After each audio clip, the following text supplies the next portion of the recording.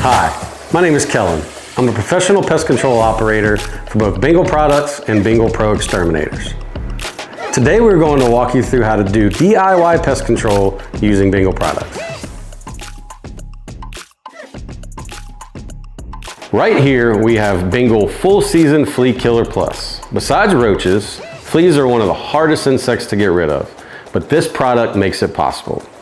It contains an insect growth regulator which aids in breaking the flea life cycle. Think of it as birth control for fleas.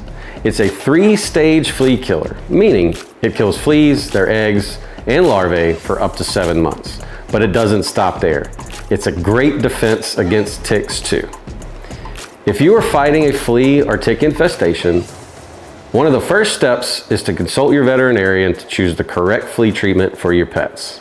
For easy treatment, this product can be sprayed on carpets, rugs, drapes, upholstery, pet bedding, floor cracks, and furniture, which are all places fleas and their eggs like to hide.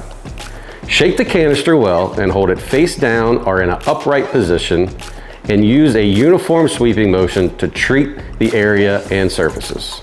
There's no need to saturate the surface. A fine mist is all it is necessary to kill fleas or ticks.